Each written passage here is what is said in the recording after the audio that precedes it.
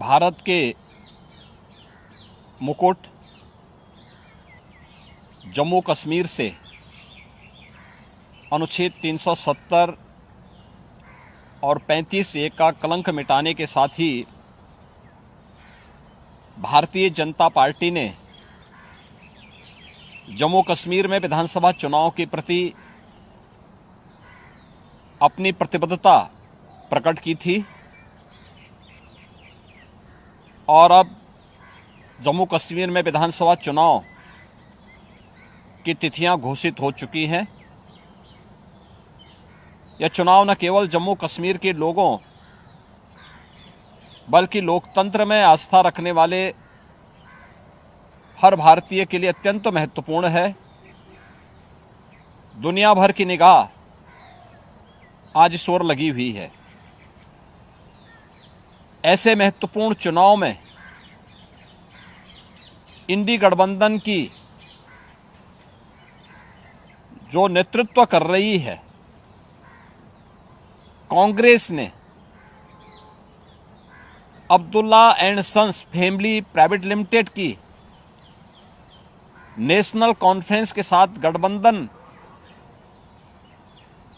करके फिर से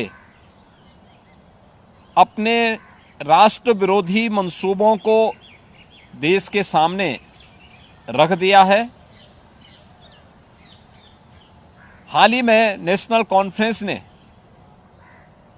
अपना मैनिफेस्टो जारी किया है। इसमें अनेक ऐसे बिंदु हैं जो भारत की एकता, भारत की अखंडता और राष्ट्रीय सुरक्षा के प्रति पूरे देश को आशंकित करती है।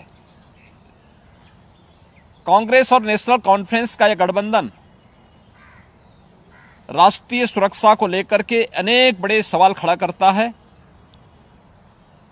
और भारतीय संविधान के प्रति सच्ची श्रद्धा और निष्ठा रखने वाले हर व्यक्ति को चिंतित भी करती है। मैं कांग्रेस के नेता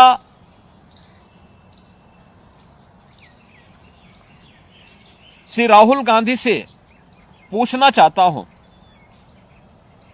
कि क्या कांग्रेस नेशनल कॉन्फ्रेंस के जम्मू कश्मीर में फिर से अलग झंडे की घोषणा का समर्थन करती है? क्या राहुल गांधी और कांग्रेस पार्टी धारा 370 और आर्टिकल 35(a) को वापस लाकर जम्मू कश्मीर को फिर से अशांति और आतंकवाद के युग में धकेलने के जम्मू कश्मीर नेशनल कॉन्फ्रेंस के घोषणा का समर्थन करती है? क्या कांग्रेस जम्मू कश्मीर के युवाओं के बदले पाकिस्तान के साथ वार्ता करके फिर से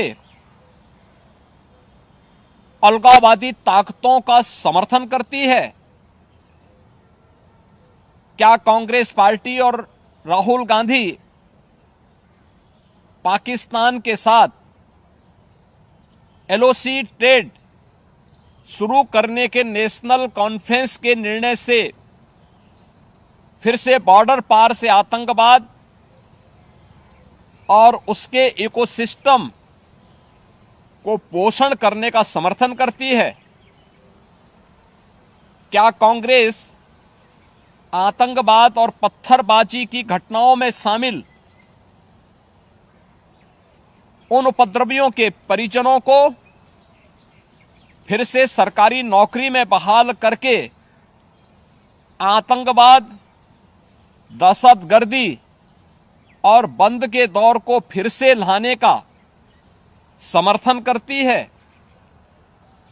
इस गठबंधन से कांग्रेस का आरक्षण विरोधी चेहरा भी देश के सामने आया है।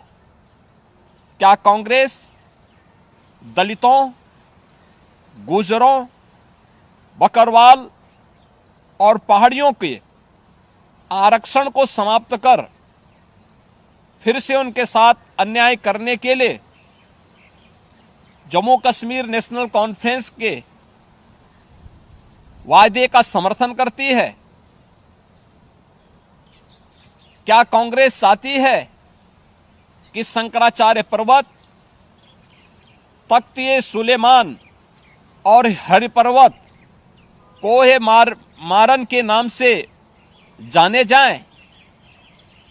क्या कांग्रेस जम्मू कश्मीर की अर्थव्यवस्था को एक बार फिर से भ्रष्टाचार की आग में झोंककर पाकिस्तान समर्थित गिने चुने परिवारों के हाथों में सौंपने का समर्थन करती है? क्या कांग्रेस पार्टी जम्मू कश्मीर नेशनल कॉन्फ्रेंस के जम्मू और घाटी के बीच भेदभाव की राजनीति का समर्थन करती है? क्या कांग्रेस और राहुल गांधी कश्मीर को ऑटोनॉमी देने की जम्मू कश्मीर नेशनल कॉन्फ्रेंस की विभाजनकारी नीतियों का समर्थन करती है? आजादी के बाद जम्मू कश्मीर के लोगों के ये कथित स्वयंभू भाग्य विधाता बन बैठे नेताओं को